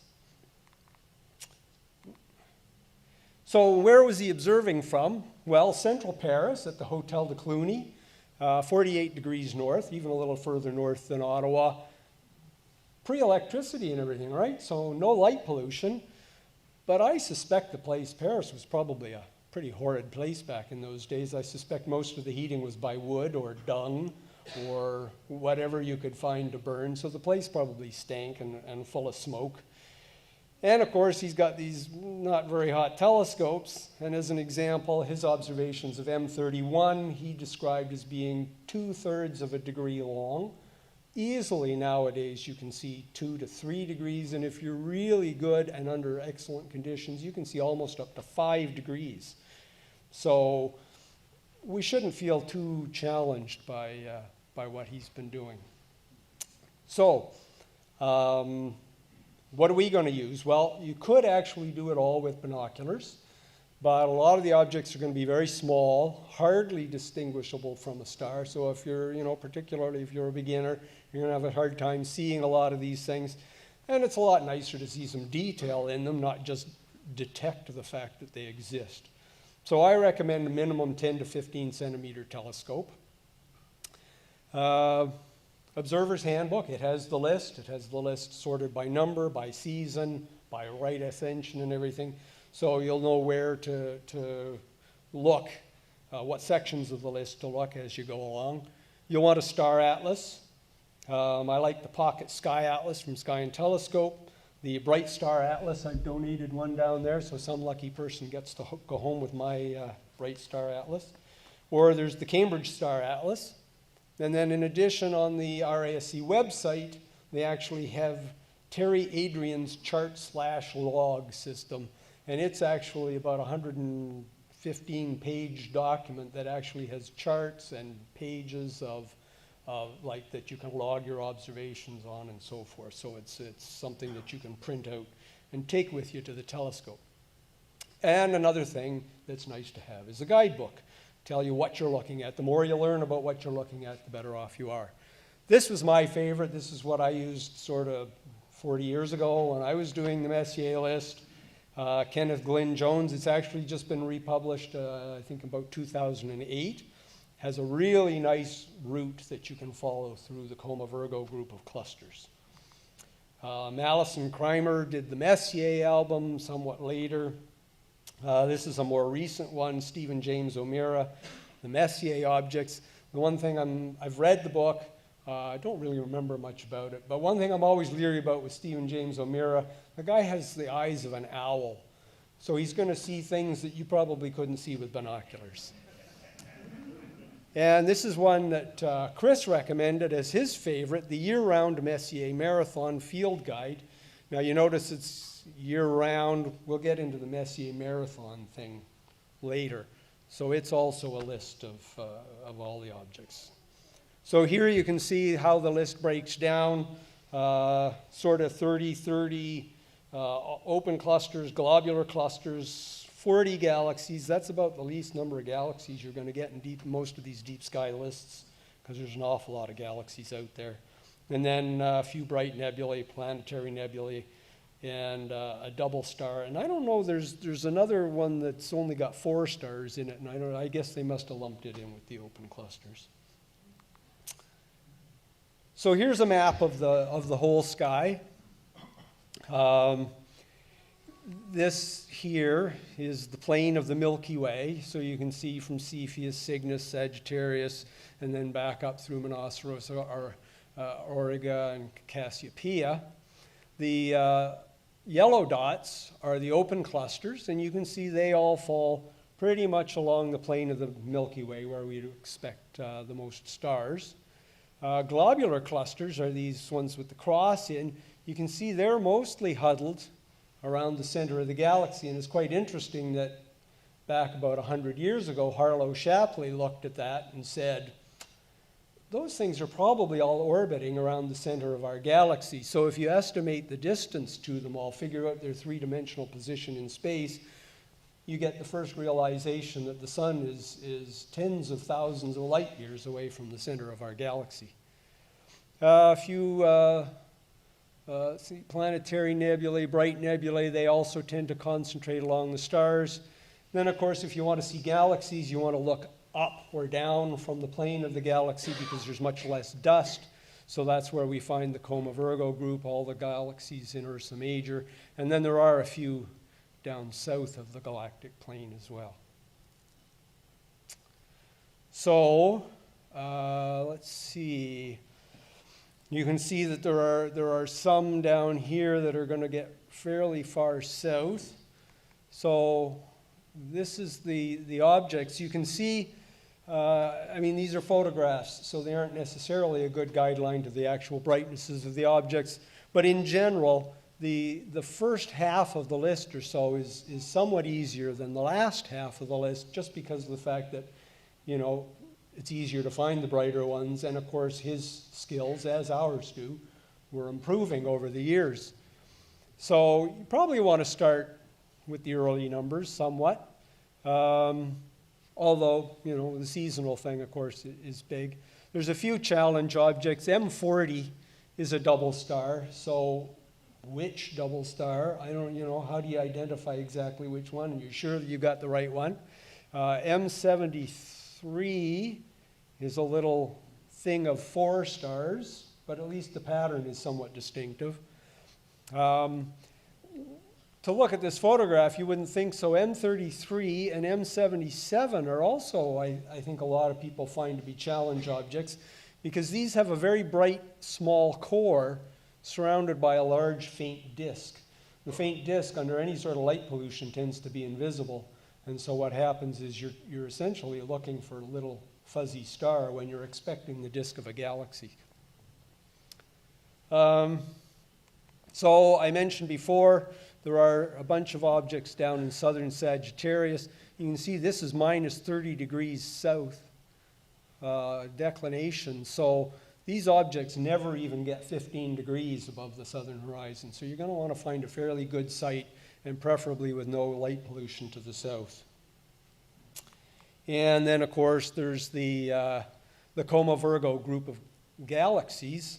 And up there, yeah, they're kind of faint and they're fairly small.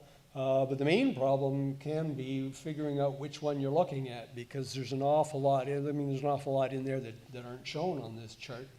And so that's why I like Kenneth Glyn Jones's book. He starts from Rho Virgini and goes off. He describes the little triangles and so forth and so on. And you actually end up doing a galaxy hop through that area.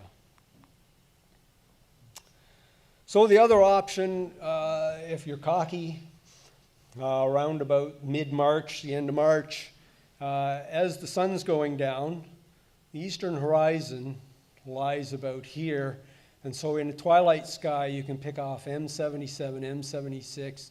These guys aren't too bad because they're further north. but you're trying to pick off these two galaxies, maybe this globular cluster, sort of in the twilight as the sun's going down. And then through the night, you know, the sky sweeps by, and all these things, yeah, there's a lot of them, you got a lot of observing to do, but it comes in spurts and stuff. And then by dawn, the sunrise horizon is about here. So again, you've got some, you know, globular clusters. M30 is the big one. You know, you catch everything all night long and you miss one, you've blown your chance to see the whole Messier List in one night. So ideally, you should be a little further south. Ideally, this should be a new moon sort of about the 20th of March. You're actually getting that specific. A week earlier, a week later, it becomes a lot more difficult because, of course, the horizon is shifting to the left as time goes by. So I did one all-night observing session in March, back when I was in university, with the 10-inch on the roof of the physics building at Carleton, and got 95 Messier objects and another 45 NGC objects for a total of 150 for the night, and it just about killed me. So the process, well, you observe all the targets. You remember the earlier lists, you didn't have to observe all of them. You could pick a selection. Here you have to observe all 110. You should log and document your observations, either describe them well or draw a sketch, enough that somebody can be confident you were looking at the correct objects. What I recommend is using a separate log, because you're going to have to show this to somebody. And, you know, do you want to ship off your whole logbook? And also, if you're doing a separate log for this, then you can include all the information that's required. It can be all in one place. It's easy for somebody else to sort through it. Download the application form from the national website, and you can submit it to the observing committee. Either send them your log, or you can come here and get 2 experienced observers to review your log, and they will certify that they believe you've seen everything. And one of the nice log systems, if you want to go this way, this you can actually download from the RASC website. A page for every object, a place to sketch, some description about the object. It includes a lot of the information that you should be including. How good was the seeing, the transparency, what time, the observing location that you were looking from, the telescope, and so forth. And you can either put a description in here or a sketch up here. And there's quite a few of us in the group here, more than happy to review your logs.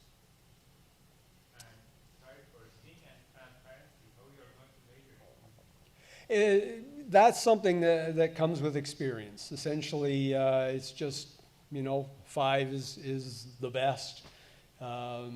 If you go online or you look at some of the observing handbooks, there are ratings, like especially for seeing, that you know, you can judge by. For instance, look with your telescope at fairly high magnification so you can see the airy disk.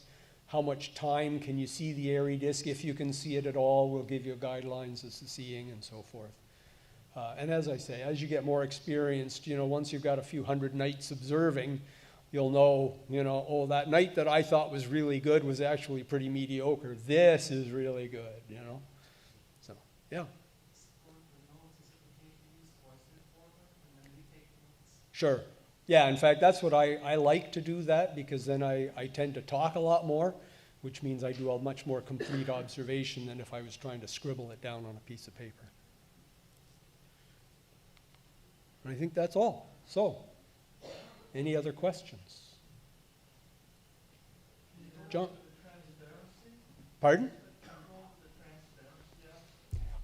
Basically, that's just how clear the sky is. You know, how easily you can see faint objects and stuff. If there's, you know, if there's haze or not.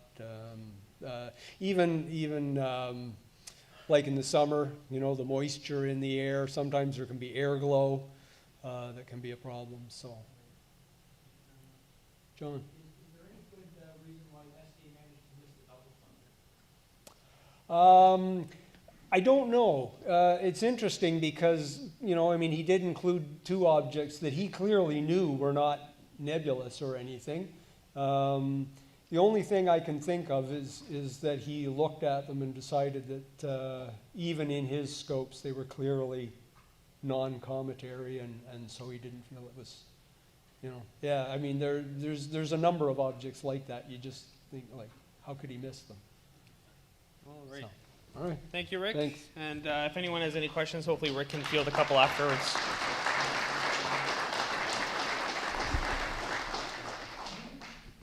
All right, so we're going to do observation reports next. So if you're on the list, please get ready to come up.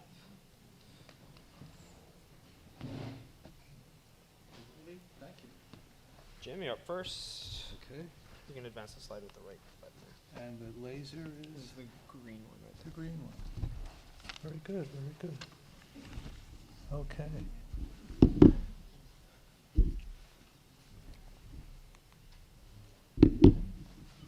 All right. So, whoops. It's my portable light here.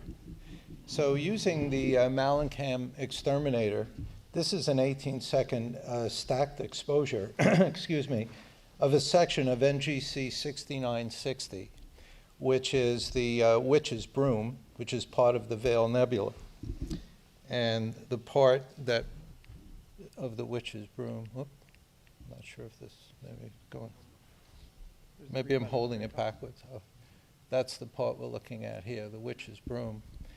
And this is actually a supernova remnant, and part of the supernova remnant that we're looking at, I just pointed out to you, and it's expanding alongside a prominent star called 52 Cygni in the constellation Cygnus. Reportedly, the star that went supernova exploded 8,000 years ago and was 20 times the mass of our sun. The total remnants of the Veil Nebula, and you're just seeing a very small part of it at the bottom of the photo there, has expanded to cover an area of the sky roughly 3 degrees in diameter, which is equivalent to approximately 6 times the diameter or 36 times the area of the full moon. So there are several NGC designations for part of the veil. Okay, and on to the next one.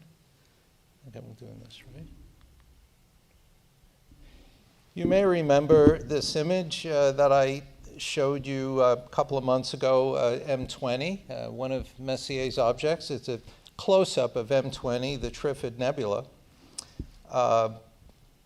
This next image that I'm going to show you is what I would call a focal reduction gone wild.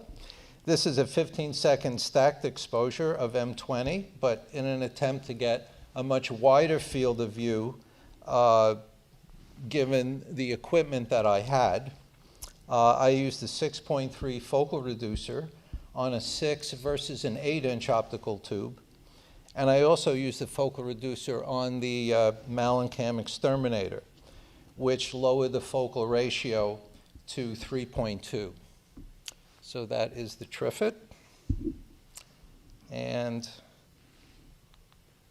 the next two images are taken from dark sites, and they are of another Messier object, M27, the Dumbbell Nebula, in the constellation Vulpecula. And this is a 12-second stacked exposure, but it doesn't show the extended nebulosity that you often see in other images of M27. The bluish-green nebulosity here and there. So on a subsequent night, I decided to look at M27 again, and I increased the exposure from 12 seconds to 20 seconds, and I also adjusted the white balance on the camera, which allowed me to get a bit more detail in the greenish-blue spectrum. Thank you.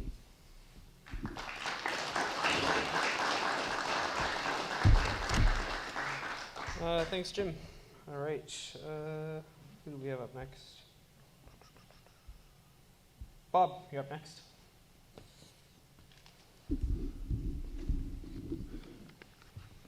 Advance the slide. That one.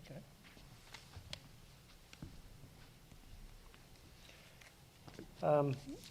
This is a picture of the NGC 51 group. If you replace hours with seconds, that's the difference between Jim's and mine's images.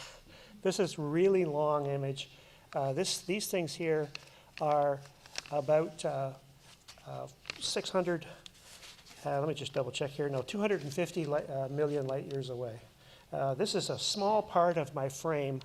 I cropped it like crazy, and there's a bunch of galaxies in the middle here, but just the labels are the ones that we were supposed to look at. This is one of the challenge objects, these ones here, and there's all kinds of others. When I look at it on my computer screen, I see a ton of other ones. This is a small image, a long ways away. These things are really faint. They're around 13 magnitude. I have trouble seeing 13 magnitude star images in an 8-inch telescope, although I'm sure you really can. All right, now, next one. This is the opposite. This is really monstrous. It filled most of the frame of my picture. It's about a quarter the size of the full moon, and this is the Helix. It's 650 light years away. It's 400,000 times closer than the last image. And one of the things about this is the inner and outer rings that you see there. The inner ring is exploded 12,000 years ago, and the outer ring exploded 6,500 years ago, which makes no sense at all. Why would the inner one be, why would the inner one be older than the outer one? It just turns out that the explosions must have been more violent. The outer ring is moving away at 40 kilometers per second, and the outer one is 32 kilometers per second. Anyway, again, I guess the blue is ionized oxygen, the red is ionized hydrogen. Thank you.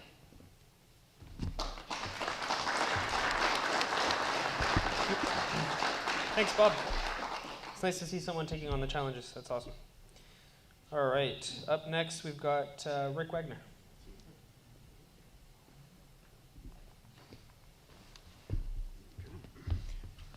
So to start, I did actually get out and try the challenge object with my 12.5-inch Dob.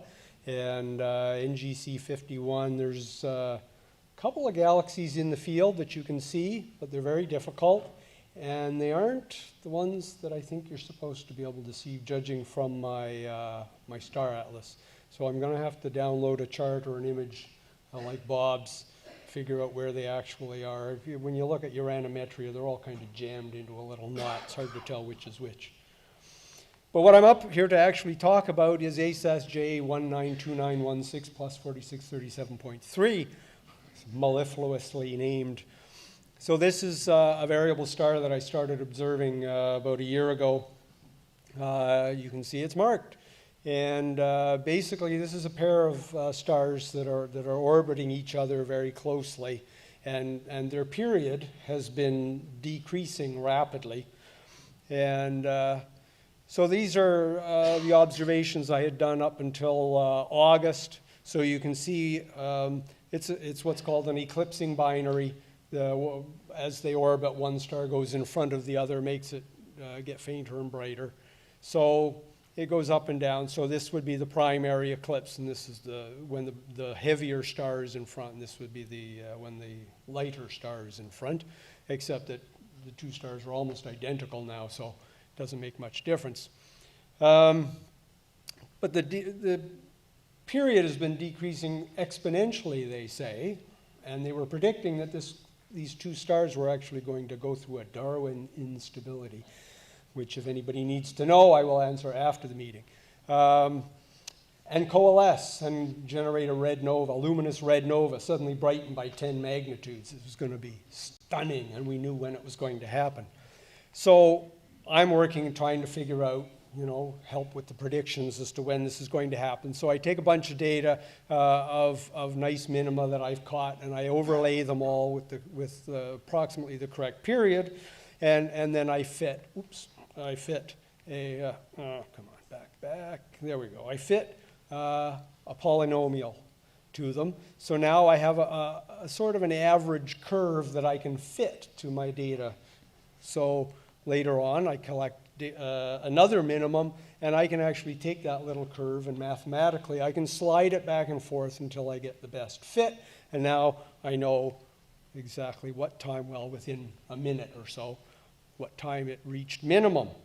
And the nice thing is that even if I don't catch the whole minimum, you can see cloud or something, I can't remember exactly what, my photometry went all the heck, but I still managed to catch enough that I got a good time of minimum. So now using that, I can calculate its period as I measure different minima along. And what we find is this was the prediction. Here's this exponential decrease. This is, I think, Kepler and WASP and the Northern Sky Variability Survey data points, and that's mine. Not where it should be. And I'm wondering, like, what's going on? Fortunately, along comes Quentin Sokia, and they published a paper. They looked back in history and discovered that the original authors had misinterpreted some of the earlier data, and it doesn't look like the star is doing what it's supposed to be. So you can see here, this is the data that the original paper used, and this data point from the Northern Sky Variability Survey. But it turns out there's actually a confusion in the conversion from Julian date to modified Julian date and silliness. Somebody got something wrong, and so this is the actual data point that the original authors should have got. So now you can see this doesn't look anything like an exponential decrease, and you can see that they're also showing that the star is not going where it's supposed to go. So I'm afraid that it's not going to happen. So you can all we'll just have a beer, and that's all. Thanks, Rick. All right, up next is Paul. Thank you, Oscar.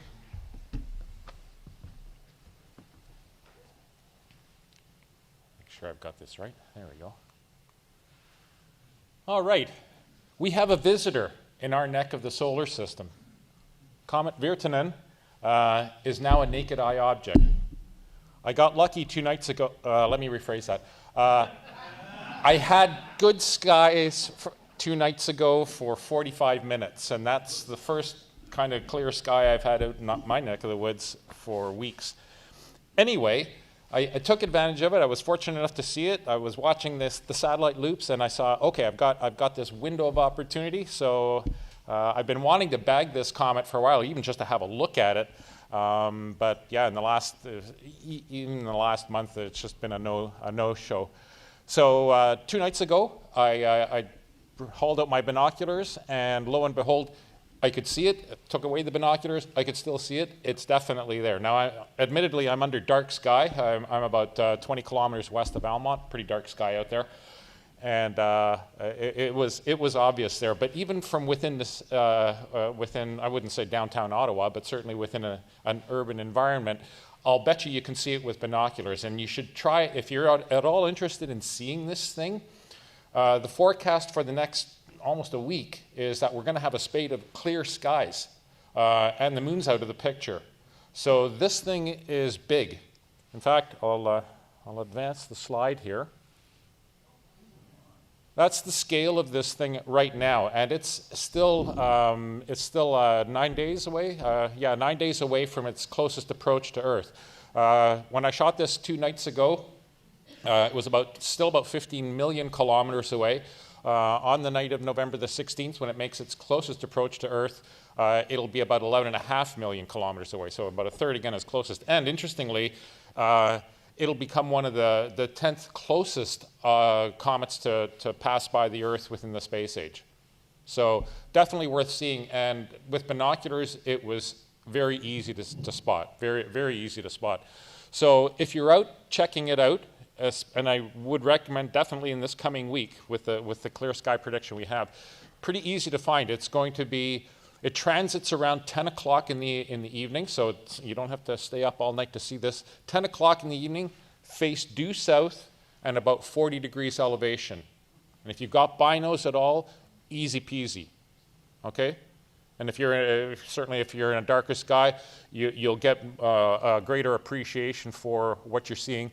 And if you're in a really dark sky, you'll definitely see naked eye. So yeah, about the size of the full moon. Obviously not nearly as bright as the full moon, but just to give you an idea, this thing is big. I shot this with just a 200 millimeter telephoto lens, so it's quite easy to bag. Definitely check it out. So just to give you an idea, this is my observing conditions were kind of mediocre, and there was about 45 minutes where I had clear sky there, and of that, about 15 minutes where it was half decent. So I took about 60 or 70 shots, just stitched them together, and just to give you an idea of, you can see the trees approaching, but you can see just before it hits the trees. And then you can see the clouds move in. But just before it hits the trees, that's when it becomes clear. So the haze around the star above it removes, and the comet itself pops out more. And then where it was set up, the tracking drove it into the trees. But a few minutes after that, it was gone. That was the sky for the rest of the night. So I took the best 10 shots right here before the trees started interfering, and I stacked them together to give us a closer view. See if I can get that. So that's what you're looking at. There's no pronounced tail to this thing, and it's not expected to generate much of a tail just based on estimates of its composition. But it does have a very spherical coma, very ball-like, and as I say, with it being about the size of the full moon now, and I've read some other reports actually pegging it even larger, it should be pretty easy to find. When you set your binoculars up and have a look there, you'll know it when you see it, because it's just a round, big fuzz in the sky. So check it out definitely. This coming week, your best opportunity for it. The only other object that I've shot over the last almost a month, because the skies have been dismal, is the moon. Happened to be, of course, that was the nice clear night, the night of the full moon. So I thought, well, why waste it, right? In fact, this is I do, most astronomers curse the moon because they wipe out our seeing and that, but there's no other object in the sky that you'll see as much detail as the moon. I mean, it's just a very rewarding object to look with almost any size telescope. This image I stitched together using my big scope, so it's actually a mosaic of 6 different images so I could get the detail. But the thing I loved about this, and I only shot this a few hours before the full moon. You can see it's almost entirely free of shadows. There's just a few shadowy details up on the northern limb there. But this is a time where you can really see, Brian was mentioning this, a lot of the intricate structures that you can't see or are difficult to see at other times because of just because of the way the moon is illuminated. But when it's face on like that, you can see a lot of really, really delicate stuff here, like the ejecta blankets from Copernicus and Kepler and Tycho. I mean, this is just magnificent stuff. For those of you that are new to observing the moon and stuff like that, what you want to do definitely is get yourself a neutral density filter for your eyepieces, because the moon is really bright. And if you, even with a small telescope, if you spend a lot of time examining it, it'll probably give you a headache. I know it does me if I use it unfiltered, because it's almost at that threshold where it's bright enough to become uncomfortable.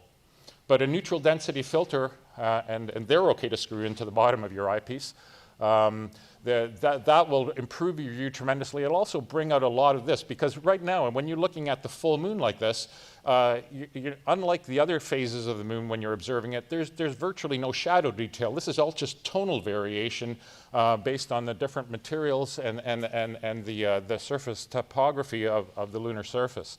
So when you can dial down that brightness, you can see a lot of cool stuff that at other times is not so easy to observe. So just a little bit of a close-up here. As I say, this was only a few hours from the moon being full, but you can see a lot of really cool detail that can easily get washed out when the moon is in a different phase there. But yeah, a lot of the deep craters up in the northern lunar region and elsewhere. But just check out the splashes. Whoops, what did I do there? Here, I'll have to advance that a little bit. Sorry about that.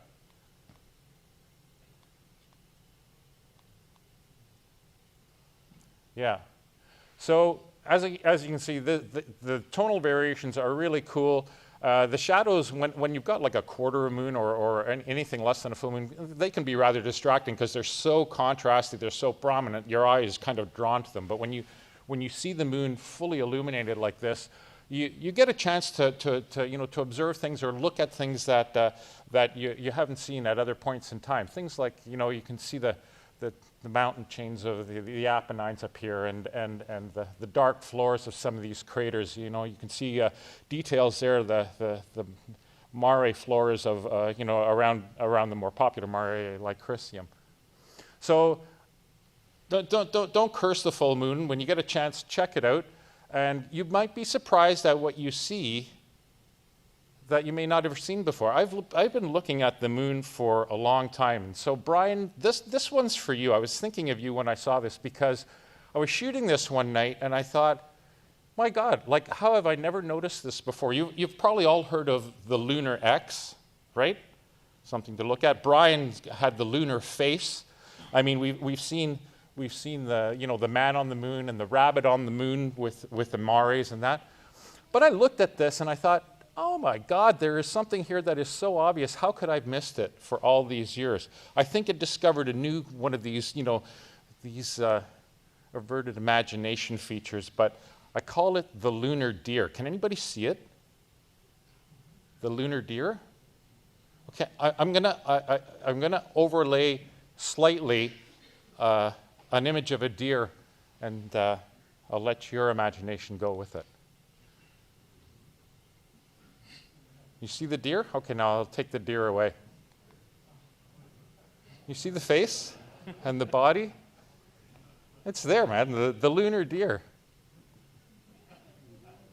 So check it out. Next time there's a full moon, throw a filter on your eyepiece there and see if, sure.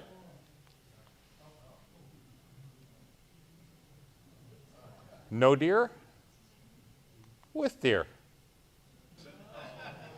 No deer? Oh dear. I'm just stuck for a name. I need a name. But then it occurred to me, it's almost Christmas, so what do you think? What do you think?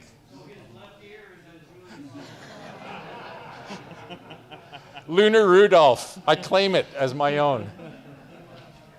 Have a Merry Christmas, everybody. Thanks, Paul. I don't think I'm going to be able to stop seeing that deer. Yeah, we But were commenting on that while Brian was showing his slides. Oscar said to me, But I wonder. I saw your damn deer and now I can't not see it. I wonder if it had anything to do with your vehicular encounter with a deer recently. That you're seeing deer everywhere now. There But was that too. you had me looking at that thing, and I think I noticed something else there. Let's see if I can. Hold on. No. He showed that. Hold on. There's something else. Can I do this? So you see the deer, but what I'm seeing here is I'm kind of seeing a little wolf or something there who's about to eat the deer. Nicely played. Anyway, thank you for that, Paul. You're welcome. So we're going to forego the observing challenge this month just because of timing reasons. So we're going to go through our usual stack here. FLO Star Party. So we do have a members-only Star Party coming up on December 8th. That's tomorrow, weather permitting. I'm not sure what the forecast looks like for tomorrow, but if the weather is good, it will be there at FLO. Estelle's pick of the month is a journey through the universe. So be sure to see her at the library there. Here are some of the folks that help run the club. The recordings of our meetings are always available on our website, so be sure to check them out, and thank you to Michelle for recording them. Our audience tonight was 93, so thank you for coming out. And just as we head into the holidays, I'd like to wish everyone a happy and safe holiday. It's a time for celebration and for spending with family, so be sure you do lots of that. Please don't drink and drive. Make sure you always have a DD. Our post-meeting meeting will be at Grace O'Malley, so you're welcome to join for chit-chat and to wet the whistle there.